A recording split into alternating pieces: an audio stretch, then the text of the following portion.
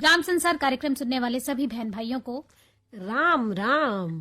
क्या बात है आरती, यमुना बहन पीछे रह गई।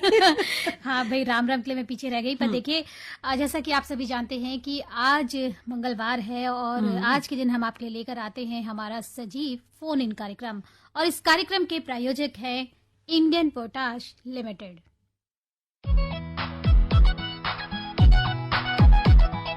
खेतों में जब पॉलीहेलाइट डाली जाएगी, आवश्यक तत्वों की कमी दूर हो जाएगी, मिट्टी की उर्वरता इससे बढ़ती जाएगी।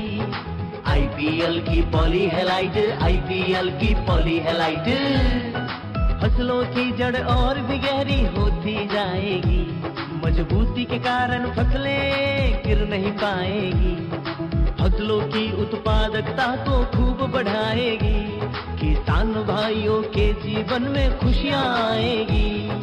आईपीएल की पॉलीहेलाइट, आईपीएल की पॉलीहेलाइट।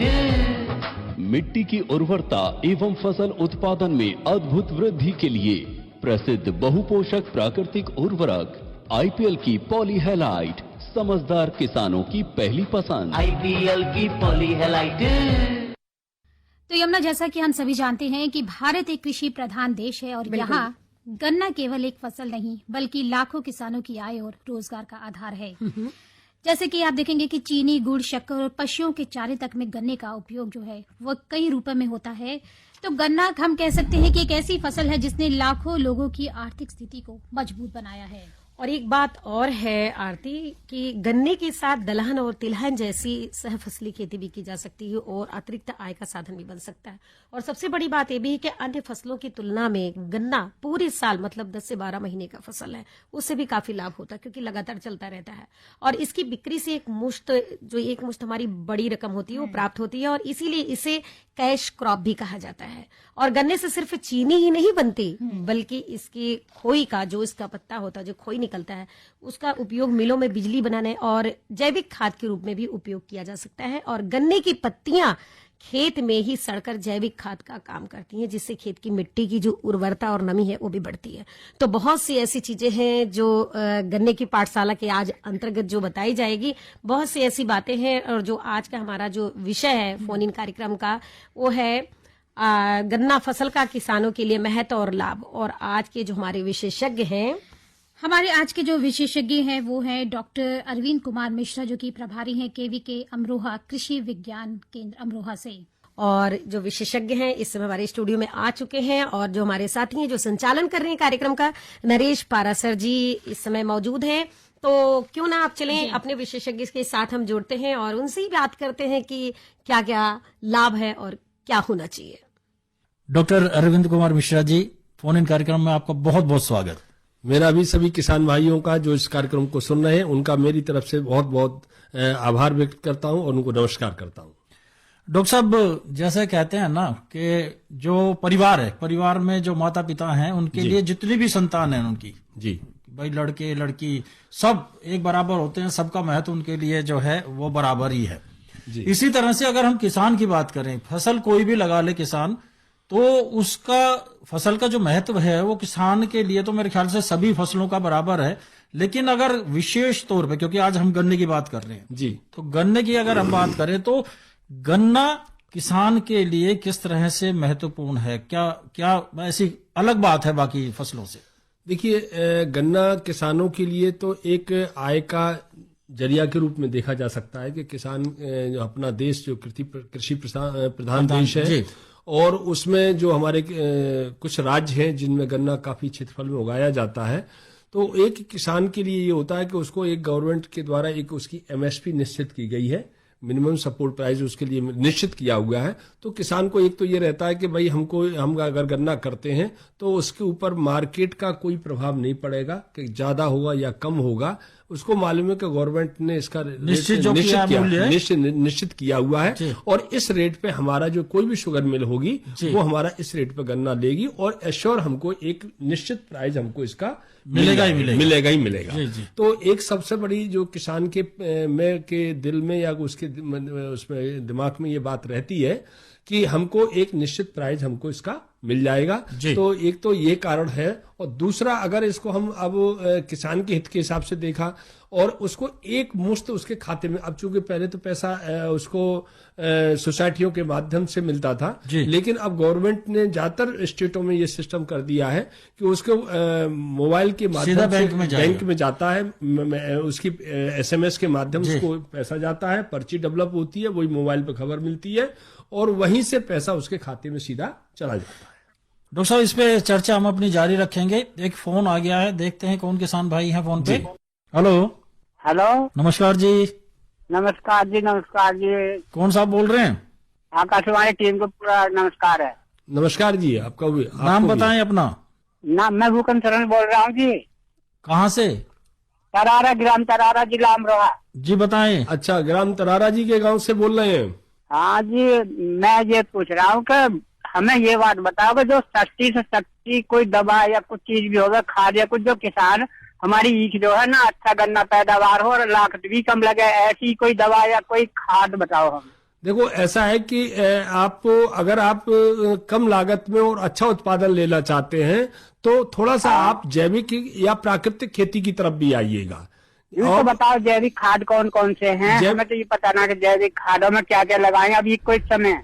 नहीं, जैविक खाद के लिए अब इस समय तो आपका जैसे गन्ना आपने बोया है, खुदाई पे चल रहा है, बुवाई के समय पे अगर अब तो इस समय बहुत अगर कर सकते हैं तो वर्मी कंपोस्ट है, गोबर की सड़ी खाद है, उसको वो तो जो कुछ लगानी थी ना पहले लगा दी। इस समय क्या करें? ईख में ईख जैसे कुछ बड़ी भी हो गई है, मेड़े जैसे मेढ़ा करे तो उसके लिए क्या लगाएंगे? फिर जो अच्छा कालापन बना रहा है उसके लिए क्या लगाएंगे? ये बताओ आप उसके लिए सबसे अच्छा मैं एक आपको सलाह दूंगा कि देसी गाय के गोबर से और गाय के मूत्र से और उसमें बेसन गुड़ के मिश्रण से एक जीवामृत बनता है। अच्छा, हाँ, जीवामृत बनता है। और मेरे ख्याल से आपका ब्लॉक जो है हसनपुर पड़ता है, तहसील हसनपुर ब्लॉक है हमारा, कालेचड़ा मिला जी। हाँ, तो आप जीवामृत का प्रयोग करिएगा और इनको जीवामृत बनाइएगा और 8 से 10 दिन के अंतराल पे अगर आप छिड़काव लगातार करते रहेंगे तो निश्चित रूप से कम लागत में और आपको अच्छा गन्ने का उत्पादन मिल सकता है। और आपका गजरौला में भी कृषि विज्ञान केंद्र आपका बना हुआ है। आप कृषि विज्ञान केंद्र पे आकर के कभी भी किसी भी वैज्ञानिक से सलाह ले सकते हैं और इसको जीवामृत बनाने की पूरी विधि आपको कृषि विज्ञान केंद्र पे या कृषि विभाग से आप प्राप्त कर सकते हैं। बहुत बहुत धन्यवाद। आप भी बता दो जीवामृत का क्या करके देखिए बनाना है? भाई साहब, एक और भी आपके किसान भाई हैं। मैंने आपको बताया कि जीवामृत और घन जीवामृत बनाने के लिए कृषि विज्ञान केंद्र बहुत नजदीकी किसान के आपका कृषि विज्ञान केंद्र बना हुआ है। आप कभी भी आ जाइएगा, वहां पे आपको इसका समाधान मिल जाएगा। बहुत बहुत शुक्रिया फोन करने के लिए। अगला फोन लेते हैं डॉक्टर साहब। हेलो हेलो हेलो हेलो, नमस्कार जी। नमस्कार जी। कौन साहब बोल रहे हैं? नरेश तेवतिया। नरेश भाई कैसे हैं? बहुत बढ़िया तेवतिया जी, आप बताएं कैसे हैं आप? बहुत बढ़िया हैं और सारी पंचायत को राम राम। आपको भी नमस्कार तेवतिया जी। जी बताएं क्या सवाल है? सवाल ये है कि जो पिछाई ईख हुई है जी, लगभग 28-29 दिन की। ओके, आपने इसका मतलब है कि अप्रैल लास्ट में बोई है? बिल्कुल बिल्कुल सर जी, अप्रैल लास्ट में। हाँ, जम रही है सारी। ठीक है। उसमें सारी ईख मतलब जम रही है। बहुत बढ़िया। अब उसमें किस उर्वरक का प्रयोग करें जिससे वो और बढ़वार सा आवे? और उसमें मूंग से फसली खेती के रूप में बो गई थी। बहुत अच्छा। तो वो तो अभी आपकी बढ़ रही, आपका 28-30 दिन की होगी, अच्छी बढ़वार कर रही होगी इस समय। जी जी जी जी, 4 पत्ते की हो गई है मूंग। अच्छा, बहुत अच्छी बात है। तो अब क्या चाहते हैं आप?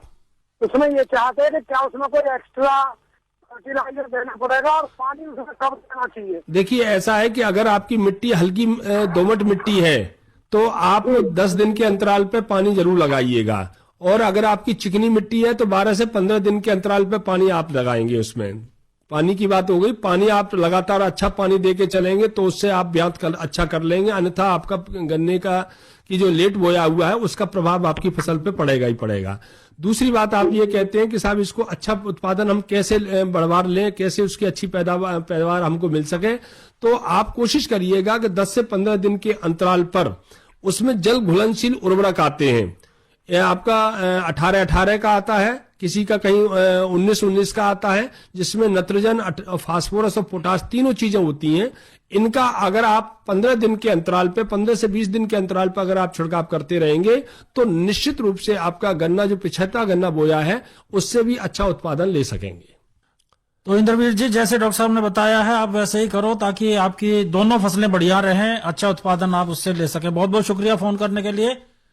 बहनों भाइयों, कार्यक्रम हमारा विशेष कार्यक्रम फोन इन चल रहा है, गन्ने की पाठशाला, और आज का जो हमारा विषय है वो है गन्ना फसल को किसानों के का महत्व और उसके लाभ। गन्ना फसल से किसानों को क्या महत्व है, क्या लाभ है, ये हमारा विषय है। आज विशेषज्ञ हमारे साथ जुड़े हैं डॉक्टर अरविंद कुमार मिश्रा जी।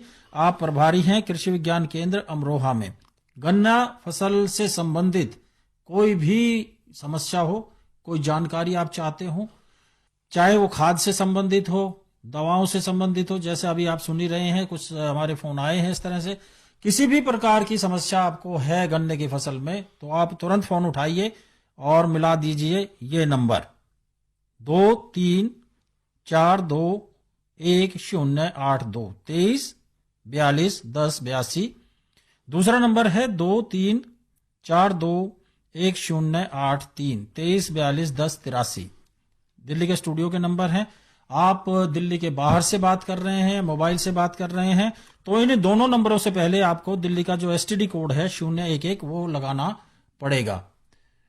अनुरोध करते ही फोन आ गया जी डॉक्टर साहब। चलिए, हम तो चाहते ही है कि हमारे किसान भाई जो उससे जुड़े हुए हैं ज्यादा से ज्यादा हमसे प्रश्न पूछे। जी हेलो।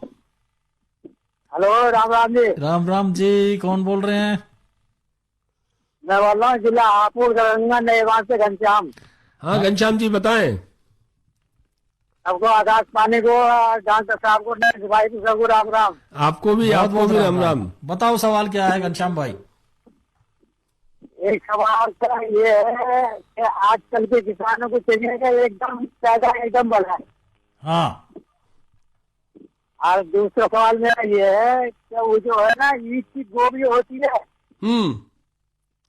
तो उसमें उसकी बीज का पत्ता सूख रहा है, गोब का। अच्छा। हाँ, ये बीमारी है उसको। आप घनश्याम जी देखिएगा, आप उसके गन्ने की जो बीज की गोब सूख रही है, तो आप उसको निकाल करके देखिएगा कि क्या उसके अंदर गोब में कोई कीड़ा तो नहीं है, या कीड़ा भी हो सकता है, या उसके अंदर छोटे छोटे थ्रिप्स हो सकते हैं, छोटे छोटे कीड़े होते हैं बहुत। हाँ, थ्रिप्स। आप उसको सुबह के टाइम पे आप जाएं या शाम को सूर्यास्त के बाद में उस पत्ती को खोल करके देखेंगे, जब बिल्कुल सूर्यास्त, धूप बिल्कुल नहीं होना चाहिए। सुबह आप जाएं तो 6 बजे के 5:30-6 बजे करीबन देखेंगे, तो अगर उसकी पत्तियों में छोटे छोटे कीड़े अगर चिपके हुए हैं या उसमें दिखाई दे रहे हैं थ्रिप्स के, तो वो मतलब पत्ती को रस चूस करके सुखा देते हैं, तो उससे पत्ती सूख जाती है। और ऐसी, हाँ, तो आप इसको देखिएगा, अगर ऐसी स्थिति दिखाई देती है तो क्योंकि इस समय मौसम खुशक हो रहा है और इसमें खुश्की के समय पे जब तेज धूप पड़ती है तो इन कीड़ों का प्रकोप बढ़ता है, और इसके लिए रोकथाम के लिए सबसे अच्छा है कि आप थायोमेथोक्सम एक दवा आती है, थायोमेथोक्सम 25 WG की एक दवा की पावर की एक दवा आती है, उसकी 250 ग्राम दवा प्रति हेक्टेयर के हिसाब से 600 से लेकर के 800 लीटर पानी में घोल बना करके अगर आप छिड़काव करते हैं शाम के समय पे धूप हटने के बाद में, तो निश्चित रूप से आपको फायदा होगा। और कोशिश करिएगा कि इसका छिड़काव जो फ्लैट फैन नोजल से किया जाए और गोब में पानी जाए। डॉक्टर साहब, एक बात और पूछना चाहूंगा मैं, जैसे अभी चर्चा भी हो रही थी कि ज्यादा रासायनिक, तो कितने प्रतिशत अगर इफेक्ट है कीड़े का, तो कितने प्रतिशत के बाद छिड़काव करें? देखिए, मैंने ये बात पहले भी अभी भी मैंने कहा था कि अगर 2%, 3%, 5% तक भी अगर कीड़ों का प्रकोप हो रहा है, उस समय तक आपको दवा डालने की आवश्यकता नहीं है। और इसको कोशिश करना चाहिए, जब कीड़े का प्रकोप बढ़ रहा है या बीमारी का प्रकोप बढ़ रहा है, तो यूरिया की टॉप ड्रेसिंग हमको नहीं करनी चाहिए। यूरिया का जो हमारा रासायनिक उर्वरक है उसका प्रयोग कोशिश करें ना करें। अगर ये करेंगे तो निश्चित रूप से इनका इंसिडेंस जो है, प्रकोप है, वो बढ़ेगा, घटेगा नहीं। बहुत बहुत धन्यवाद घनश्याम भाई। अगला फोन लेते हैं जी। हेलो। नमस्कार जी। नमस्कार जी। कौन सा बोल रहे हैं? मैं हरिश्चंद्र शर्मा, ग्राम कैली, तहसील खरदना, जिला मेरठ से, और सकौती टांडा मिल के हम कृषक हैं। अच्छा, सकौती टांडा के बताएं। शर्मा जी बताएं क्या सवाल है? सवाल ये है जी अब वो हमारा जो पहला गन्ना है बसंत कालीन वाला, उसमें कंसुए जैसा कुछ आ गया, जैसा पहला प्रश्न था उसी से मिलता जुलता मेरा प्रश्न है।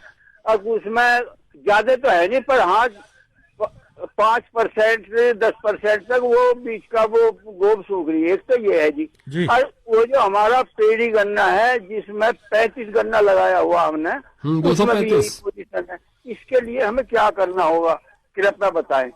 देखिए, अगर आपकी जो पेड़ी है अगर उसमें या बावक गन्ना है उसमें कनशुआ की शिकायत आ रही है, क्योंकि ये जो कनशुआ अप्रैल से लेकर के मई तक देखने को मिलता है, इसमें बीच की गोब सूख जाती है और खींचने पर आसानी से निकल आती है, ये इसकी पहचान है। और अगर इसको निकली हुई गोब को अगर सूंघेंगे तो उसमें सिरके जैसी तीक्ष्ण महक बदबू आती है, ये कनशुआ की पहचान है। इसके बीच में अगर आप खोल करके देखेंगे तो इसमें एक सब आप लाल मूंग की एक गिडार मिलेगी, वो ही इसको काट देती है। तो इसके लिए अगर आप पानी चलाना चाहते हैं, पानी दे करके कार्बोफ्यूरान एक दवा आती है, कार्बोफ्यूरान या फिप्रोनिल, इन दोनों में से कोई सी भी दवा मिल जाती है। तो आप फिप्रोनिल 0.6% की है, ये 10 से 12 किलोग्राम प्रति हेक्टेयर के हिसाब से, या कार्बोफ्यूरान है वो 18 से लेकर के 20 किलोग्राम प्रति हेक्टेयर के हिसाब से खूंड में डाल करके और हल्का पानी चलाएंगे तो एक इसका प्रकोप किसी हद तक आप रोक लेंगे। ये तो आपके नीचे डालने के लिए है। और अगर ऊपर छिड़काव करना चाहते हैं तो मैंने आपको बताया एमिडा क्लोरोपिड एक दवा आती है, 17.5% की दवा है। इसकी 250 से लेकर के 300 ml दवा प्रति हेक्टेयर के हिसाब से 600 से लेकर के 800 लीटर पानी में घोल बना करके अगर छिड़काव करते हैं तो उससे भी आप कीड़ों का इनका प्रकोप कर सकते हैं। और यूरिया का भी प्रयोग ना करें। हरीश जी, बहुत बहुत धन्यवाद आपका फोन करने के लिए। अगला फोन लेते हैं जी। हेलो हेलो हेलो हेलो, हाँ बोले, आपकी आवाज थोड़ा कम आ रही है। हाँ जी बोलिए, कौन बोल रहे हैं? आप अपना रेडियो का वॉल्यूम कम करें। हम कल्याण सर, नरेश जी नमस्कार, और विशेषज्ञ महोदय को भी हार्दिक प्रणाम। हाँ नमस्कार जी। अपना परिचय तो करा दें। मैं जिला बिजनौर यूपी से बोल रहा हूँ सर। हाँ बताएं। पहले तो मैं याद करना चाहता हूँ, पहले ग्राम संसार देते थे वे जवाहर भाई और रामपाल जी। जी जी जी, उनकी याद आती रहती है जब आप प्रोग्राम देते हैं तो। जी जी जी, बहुत अच्छी बात है, बहुत बहुत अच्छी बात है। अपना नाम नहीं बताया भाई साहब आपने। मैं सत्यपाल जी मेरा नाम। जी सत्यपाल जी बताएं। जी, हमारे यहाँ क्षेत्र में 0238 गन्ना काफी बोते हैं अभी लोग, इसमें बीमारी भी काफी आती है। तो हमने ही बोया है, तो उसमें पोका बोइंग जो बीमारी आती है बरसात में, उसके लिए कोई अस्थायी समाधान है क्या? देखिए, ऐसा है कि आपका बिजनौर हो गया, अमरोहा है या मेरठ का एरिया है, ये लगे हुए एरिया है, इन सभी में 0238 वैरायटी को हम लोग रिप्लेस करने की बात कर रहे हैं। और मैं समझता हूं कि कृषि विभाग, आपका गन्ना विभाग और शुगर मिल और कृषि विज्ञान केंद्र पूरी तरह से प्रयास कर रहे हैं कि 0238 वैरायटी को रिप्लेस किया जाए और उसके स्थान पर दूसरी अन्य वैरायटियां जो है आप 0118 है को जो 98 भी लगाई हुई है सर, 35 भी लगाई है, 0118 भी लगाई। पहली बात तो इन वैरायटियों के ऊपर आप आए, 0238 वैरायटी को आप मत लगाइएगा। ये वैरायटी अब सस्टेन नहीं रही है, इसमें बहुत पोका बोइंग का, रेड रोड का, अन्य समस्याएं खड़ी हो गई बीमारियों की। तो दूसरा, अगर आपने बोया हुआ भी है गन्ना, पोका बोइंग से बचना चाहते हैं तो इसके लिए आप मैंकोजेब एक दवा आती है, मैंकोजेब सर, हाँ 68-63% मैंकोजेब प्लस कार्बेंडाजिम 2%, कार्बेंडाजिम आती 12%। इनका 2 ग्राम दवा पर लीटर पानी के हिसाब से, यानी 1 लीटर पानी में 2 ग्राम दवा घोल करके, ये 2 दवाएं हैं और ये एक मिली हुई 2 साल्ट की दवाएं हैं, मिली हुई मिलेंगी आपको बाजार से, कहीं से भी ले सकते हैं। कार्बेंडाजिम और मैंकोजेब, यस हाँ।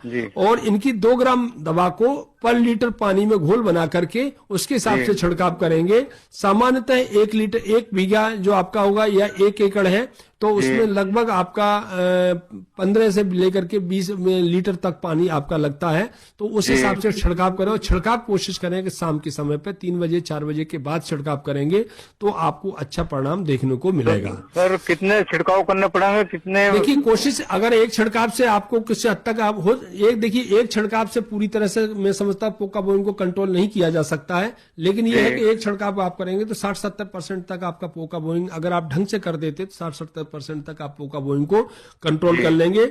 और उसके बाद में अगर दूसरा छिड़काव करने की जरूरत पड़ती है तो सीओसी, कॉपर ऑक्सी क्लोराइड एक दवा आती है, 2.5 किलोग्राम, 2.5 सीओसी जो है 50%। तो ये तो सर लगाई थी हमने कॉपर ऑक्सी क्लोराइड। हाँ, ये दवा भी आपकी पोका बोइंग को किसी हद तक कंट्रोल करती है। ये दवा, ये भी मतलब अच्छी कारगर दवा है। तो इसका सही समय क्या सर, मतलब छिड़काव का कितना बड़ा पौधा होना चाहिए? देखिए पौधा तो आपका इसका देखिए इंसिडेंस जब आपको देख रहे हैं, वैसे सामान्यतः ये बीमारी जो आपके जुलाई से शुरू होकर के अगस्त तक जाती है। ये पहली स्टेज में इसके धब्बे आने शुरू होते हैं, दूसरे में गोब सूखने, बीच की जो आपकी गोब है वहां पर सड़न पैदा होती है और उसके बाद में सड़ करके ये कट सी जाती है चाकू से। तो ये इसके पोका बोइंग के लक्षण है। और इसमें सबसे पहले मैंने आपको मैंगो जाए और इनका दवा बताई है, उसके बाद में सीओसी का छिड़काव करेंगे तो आप इसको रोकथाम कर सकते हैं। सत्यपाल भाई, फोन करने के लिए आपका बहुत बहुत धन्यवाद। डॉक्टर साहब फोन आ गया तो पहले फोन ही ले लें। चलिए, आज तो सवाल तो निश्चित रूप से आज किसान हमारे बड़े जागरूक हैं जो बार बार हमारे फोन पे बात कर रहे हैं। जी हेलो, नमस्कार जी। नमस्कार जी, कौन बोल रहे हैं? मैं सतीश कुमार बोल रहा हूँ सर। सतीश भाई कहाँ से? हरियाणा से। जी बताएं सतीश। हरियाणा में कहाँ से, बताओ जगह बताओ। डिस्ट्रिक्ट भिवानी गाँव का। भिवानी से, बताइए क्या सवाल है? सर बात बढ़िया लगती है आपकी, बहुत ही बढ़िया लगती है। किसान तो अंतर होते हैं। जी धन्यवाद। क्योंकि ये विकास तो जरूरी है ना, दवाइयों से हो कि किसी भी चीज से विकास हो फसल का। जी जी, इसलिए ये समाचार बीच में चलाते हैं, बहुत ही बढ़िया प्रोग्राम है। चलिए धन्यवाद आपका। आप सारे कार्यक्रम सुनते हैं हमारे? हाँ जी, एकदम सारे सुनता हूँ, रहता हूँ। चलो सुनिए, कल सुबह भी सुनना। सतीश भाई कल भी सुनना, कल हमारा सुबह फोन इन कार्यक्रम है, बात फूलों की जो कार्यक्रम है ना, हाँ जी, वो होगा सुबह 10:10 से लेके 11 बजे तक। इसी मैं तो थोड़ी बहुत लगा देता हूँ। हाँ तो ठीक है, कल हमारा ये भी कार्यक्रम सुनना जी। निश्चिंत होकर रहिए इस जन्म में। जी जी जी। और कोई सवाल है गन्ने से संबंधित आपका? थोड़ी गर्मी की इसलिए थोड़ा बहुत अगर कलशुआ का प्रकोप है तो आप थोड़ा वेट करिएगा और पानी लगाइएगा, रोग कंट्रोल हो सकता है कि हो जाए। और मैं ये तो आपको कहूंगा कि जो आप प्राकृतिक खेती की तरफ अगर थोड़ा सा भी आपको रुझान है और आप उसमें दिलचस्पी रखते हैं तो मैं आपसे सुझाव दूंगा कि नीमाष्टक एक इसका वो बनता है, नीमाष्टक का अगर आप छिड़काव करते रहेंगे, और नीमाष्टक जो है कई एक शतपर्णी अर्क है, जैसे कई एक आपके पत्तों को लेकर के गाय के गोबर में मिक्स करके और उनको सड़ा करके फिर आप फसलों पर प्रयोग किया जाता है, तो उससे भी काफी हद तक आप जो आपकी कलशुआ है या थ्रिप्स हैं, ऐसे जो छोटे छोटे कीट हैं उनसे निजात पा सकते हैं, जिसमें आपका आक है, जामुन है, आपका नीम है और आपके अमरूद है। इनके पत्तों को लेकर के 1.5-2 किलो पत्तों को लेकर के गाय के गोबर में सड़ाया जाता है और सड़ाने के बाद में फिर उनको छान करके 1 लीटर ये आपका शतपर्णी अर्क और उसमें 5 लीटर पानी के सादा पानी के में मिला करके आप छिड़काव करेंगे तो निश्चित रूप से इन छोटे छोटे कीड़ों से आप निजात पा सकते हैं। अगर बहुत ज्यादा प्रकोप होता है तो फिर आपको थाइमेथॉक्सम है या आपका एमिडाक्लोरोपिड है, इनमें से कोई सा भी एक कीटनाशक 250 से 300 ml प्रति हेक्टेयर की दर से 600 से लेकर के 800 लीटर पानी में घोल बना करके शाम के समय पे छिड़काव करेंगे तो उससे भी आपके ये कलशुआ जैसे बीमार रोग है वो कीट है उनसे आप छुटकारा पा सकते हैं। तो सतीश भाई जैसे डॉक्टर साहब ने बताया कि अगर प्रकोप कम है तो आप जैसे डॉक्टर साहब ने बताया है उसके हिसाब से कीजिए, रासायनिक दवाओं पे मत जाइए, क्योंकि जरूरत पड़ने पे ही अभी जो है हमने पहले भी बात की थी इस विषय पे, जरूरत पड़े तभी रासायनिक दवाओं का प्रयोग आपको करना है। अगर जैसे नुस्खा जो डॉक्टर साहब ने बताया उससे अगर नियंत्रण हो जाता हाँ, है। और फिर इसका ये ऐसे नुस्खा भी अगर आप चाहते हैं तो आपका नजदीकी कृषि विभाग है या नजदीकी आपके कृषि विज्ञान केंद्र है, तो वहां से भी आप इसको विस्तृत जानकारी, क्योंकि कार्यक्रम में समय का अभाव होता है इसलिए हम विस्तृत आपको बहुत ज्यादा उसमें नहीं कर सकते, लेकिन एक संक्षेप में आपको बता दिया कि नीमाष्टक है, शतपर्णी अर्क है, ये ऐसे जो है कीटों के लिए विशेष करके जो चूसक कीट है या काटने वाले कीट है, इनकी रोकथाम किया आप इनसे कर सकते हैं और इससे हमको फसलों को कोई हानिकारक प्रभाव नहीं पड़ता है, छिड़काव करने के वाले के ऊपर भी कोई विपरीत प्रभाव नहीं पड़ता है और हमारा वातावरण भी शुद्ध और रहता, वो भी दूषित नहीं होता है। तो हम चाहते हैं कि थोड़े थोड़े किसान अगर आप जागरूकता लाएं प्राकृतिक खेती की तरफ भी, तो इससे हम काफी हद तक रासायनिक दवाओं को उसका जो वो है उसका भी हम पैसे भी बचेंगे डॉक्टर साहब, वातावरण भी बचेगा, अपनी सेहत भी अच्छी रहेगी और जो हमारी धरती माँ है उसकी सेहत भी अच्छी रहेगी। ये भी तो ये हम बीच बीच में किसानों को ये इसके लिए भी जागरूक करने की कोशिश करते हैं कि किसान भाई नीमाष्टक है, शतपर्णी अर्क का भी प्रयोग करें। सतीश भाई का बहुत बहुत धन्यवाद। डॉक्टर साहब, जो पहला सवाल था मेरा वो तो अधूरा ही रह गया। आपने बताया कि जो एक तो नकदी फसल है, नकदी के यानी जो आपने न्यूनतम समर्थन मूल्य है उस पे वो तो मिलेगा ही मिलेगा। आपने वो अगर मिल में पहुंचा दी, पर्ची आपकी बन गई, तो वो आपके खाते में आना ही आना है। हाँ, खाते में सीधा पैसा आता है, तो किसान को इसमें हिसाब रखने की कोई वो नहीं रहती है, सीधा उसके खाते में पैसा आ जाता है। तो एक एश्योर एक अमाउंट जो उसको 1 एकड़ है या 1 हेक्टेयर है या 1 बीघा है, तो उसको सीधा पैसा उसको खाते में मिल जाता है। डॉक्टर साहब एक फोन और आ गया, फिर आ गया किसान का भाई। हेलो, नमस्कार जी। नमस्कार जी। कौन साहब बोल रहे हैं?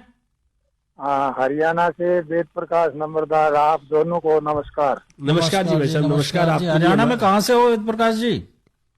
जिला चरखी दादरी बिरी कला। चरखी दादरी जी, बताएं क्या सवाल है? एक जैसे ईख में ज्यादा पानी आने से कुछ नशा सा फूटता है ना, एक। नंबर 2, नीचे से कुछ पोरी रेड और काली हो जाती है, फिर उनमें तरेड़ फट जाती है, और फिर तरेड़ फटी तो उसके अंदर लाली दिखती है। ये है जी। देखो, ऐसा है कि गन्ना हमारा एक अपना सेल्फ मतलब उसके प्रोपेगेशन का एक माध्यम भी है। तो जब वो गन्ना कहीं पे उसको पानी ज्यादा मिलता है या पानी डूबा जाता है, तो उससे नीचे की जो आंखें होती हैं वो स्प्राउट जम जाती है, क्योंकि उसका पत्ता खत्म हो जाता है, तो वहां से आंख फूटना शुरू हो जाती है, और आंख जब कोई स्प्राउट करती है तो उसमें से जड़ें निकलना शुरू हो जाती हैं। और ये मतलब लक्षण जो है आपका गन्ने की उसकी क्वालिटी को, उसके अगर बीज के लिए कर रहे हैं तो उसकी क्वालिटी खराब कर देता है। आप नीचे का गन्ना अगर नीचे जड़ें निकल जाती हैं तो उसको गन्ने के बीज के लिए इस्तेमाल आप नहीं कर सकते हैं।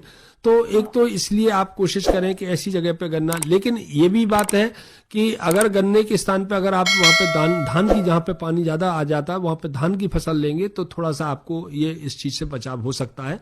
धान का चयन कर सकते हैं जहां पे पानी ज्यादा रहता है। तरेड़ वाली बात आती है, देखिए इसमें ऐसा है कि आप गन्ने की बुवाई के समय पे ही कार्बोफ्यूरान या फिप्रोनिल दोनों में से कोई सी भी एक दवा का अगर आप रुकाव करके चलते हैं 18 से लेकर के 20 किलोग्राम प्रति हेक्टेयर की दर से, तो ये जो कीट है आपका जड़ बेधक है, गुरदासपुर बोअर है, इनसे किसी हद तक आप अपनी फसल को बचा सकते हैं। वेद प्रकाश जी बहुत बहुत धन्यवाद। अगला फोन लेते हैं डॉक्टर साहब। हेलो जी। हेलो, नमस्कार जी। नमस्कार सर। कौन साहब बोल रहे हैं? सचिन बात कर रहा हूँ, जिला संबल से।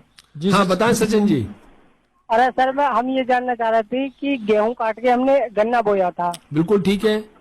तो उस पे वो कुछ कल्ले तो जमी आए हैं ऊपर के, लेकिन जो नीचे जड़ का गन्ना था वो नहीं जमा, तो उसका कोई इलाज है? देखिए ऐसा है कि इसका इलाज ये है कि हम लोग बार बार कहते हैं, हमारा वहाँ पे आपके संबल में कृषि विज्ञान केंद्र भी है, कृषि विभाग भी है, गन्ना विभाग भी है। आपने देखिए, हम लोग फिर आपके इस कार्यक्रम के माध्यम से किसान भाइयों से अनुरोध करना चाहूंगा, आग्रह करना चाहूंगा कि गन्ने में का नीचे का 1/3 हिस्सा कभी भी बीज में इस्तेमाल ना करें। जो भी हमारे किसान भाई इस कार्यक्रम को सुन रहे हैं, मेरी उनसे पुरजोर कोशिश है, अनुरोध है कि नीचे का गन्ना का 1/3 हिस्सा बुवाई गन्ने के बीज में इस्तेमाल ना करें। अगर आप करेंगे तो आपके जो सचिन भाई जो हमारे बता रहे हैं, उसी तरह की समस्या उनके सामने खड़ी होगी। अब आप एक काम कर सकते हैं कि जैसे जहां पे आपने कहीं पे आपको जो आपके जनपद में पौध बनाता है, जो ट्रे में पौध तैयार करता है बर्ड चिप के माध्यम से, वहां से आप पौध लेकर के और पानी जब चलाएं, जब भी पानी आप लगाएं उस समय पे जो खाली स्थान बना हुआ उन पे उन पौधों को रोपित कर देंगे, तो आपकी गैप फिलिंग जो है, जो खाली स्थान बना है वो उनकी पूर्ति हो जाएगी और आपको प्रति एकड़ या प्रति बीघा जो पौधों की संख्या होनी चाहिए वो पौधों की संख्या आपको मिल जाएगी।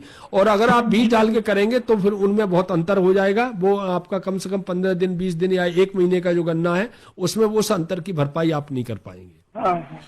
सचिन भाई बहुत बहुत धन्यवाद आपका फोन करने के लिए। तो डॉक्टर साहब फिर कोई फोन आए उससे पहले अपनी चर्चा को फिर आगे बढ़ा लेते हैं। तो मैं ये कहना चाह रहा था कि एक तो उनको पैसा मिल जाता, दूसरा अब हम देश के परिप्रेक्ष्य में देखें। जी जी, देश के परिप्रेक्ष्य में अगर हम देखें गन्ना हमारे लिए क्यों नकदी फसल के रूप में है, तो किसान को तो एक नगद पैसा मिल गया, मिल ही जाता है जी। हाँ, दूसरा परिप्रेक्ष्य में अगर हम देखें कि हमारे देश की जो इंडस्ट्री है वो गन्ने पर पूरी तरह से निर्भर है। हम केवल गन्ने को चीनी के रूप में ही न देखें या गुड़ की खंडसारी के रूप में ही न देखें, गन्ने के ऐसे कई एक चीजें उत्पाद बनते हैं जो कि हमारे दैनिक कार्यों में, मेडिसिन में, कॉस्मेटिक आइटम्स में या अन्य कोई चीजें हैं। डॉक्टर साहब अब तो सुना है कि जो गाड़ियां चलेंगी उसमें भी तेल, हाँ, एथेनॉल, भाई एथेनॉल गवर्नमेंट ने 20 से 25% तक ब्लेंडिंग करने की, यानी उसको मिलावट करने की परमिशन दी हुई है। जी। तो अब आप देखेंगे कि अब इस हिसाब से देखा जाए तो मैं समझता हूं कि चीनी या गुड़ जो है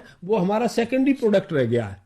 अब आप ये देखेंगे जितना भी अल्कोहल बनाया जाता तो अल्कोहल बेस्ड जितनी भी मेडिसिन है उनमें हमारा गन्ने का ही अल्कोहल इस्तेमाल किया जाता है।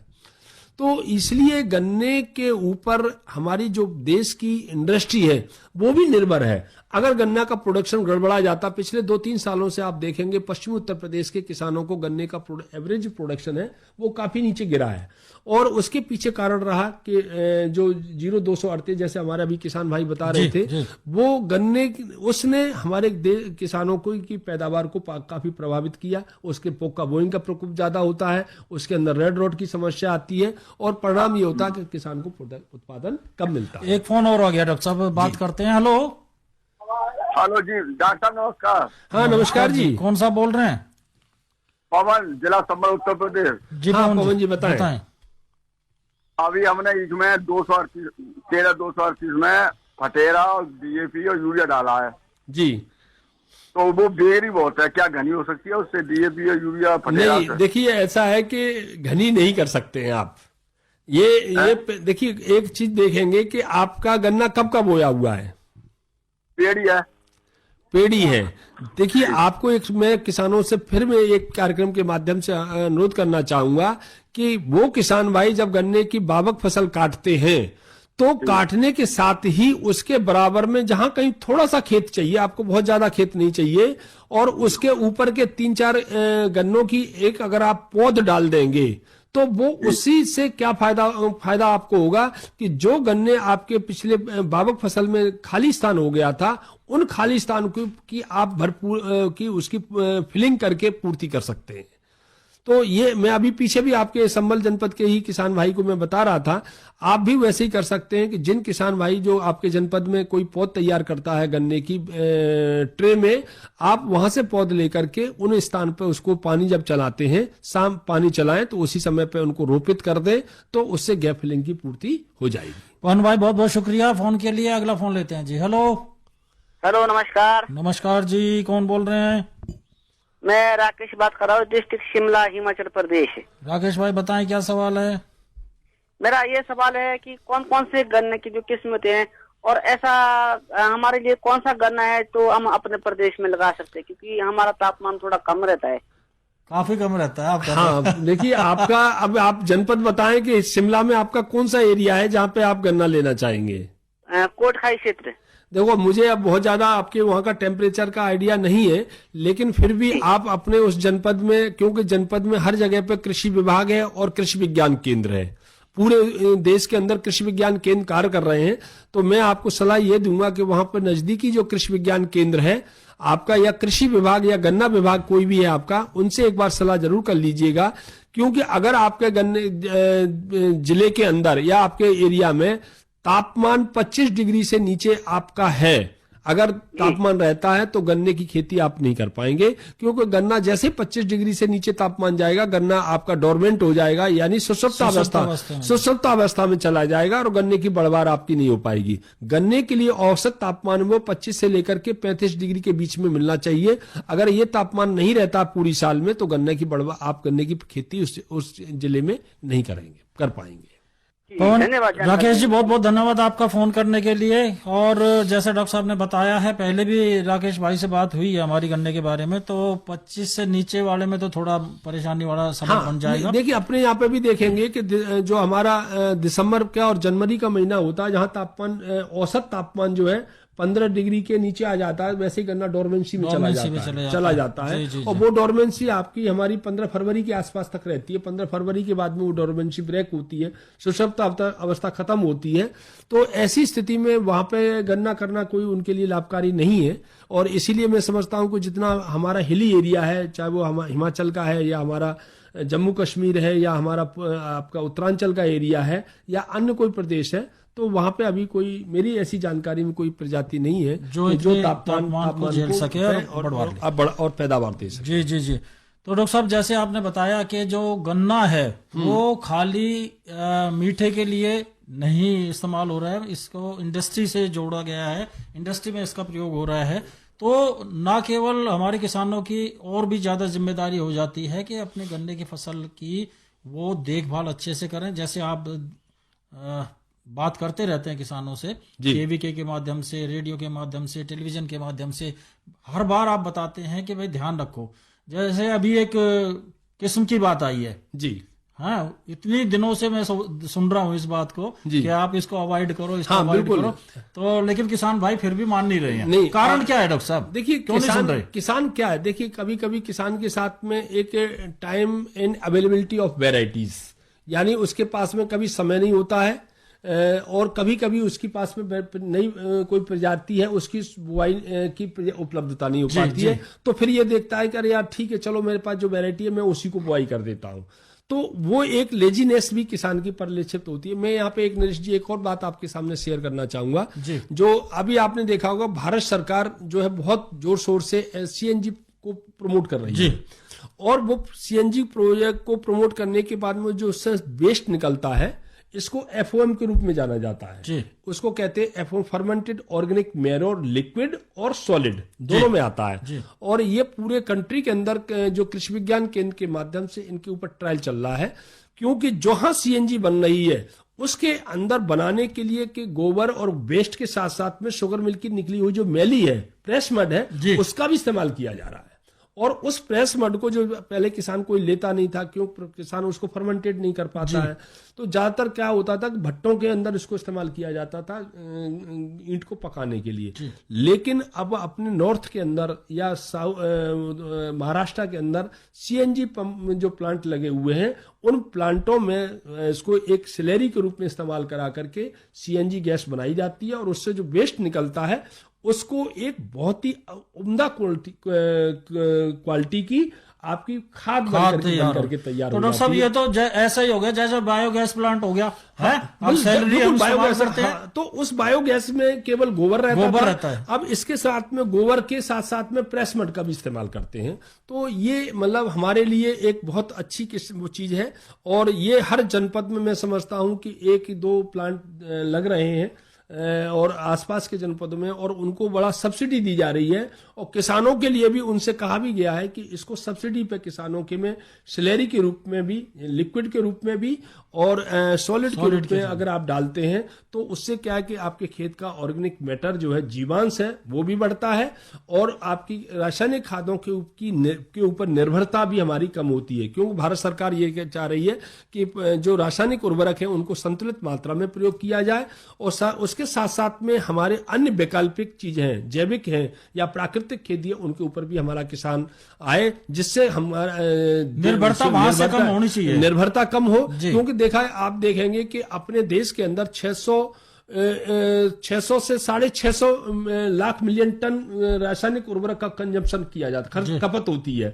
और उसमें से जो इतना कंजम्पशन है, जबकि जो प्रोडक्शन हो रहा है लगभग 500-550 लाख मिलियन टन ही उसका प्रोडक्शन हो पा रहा है।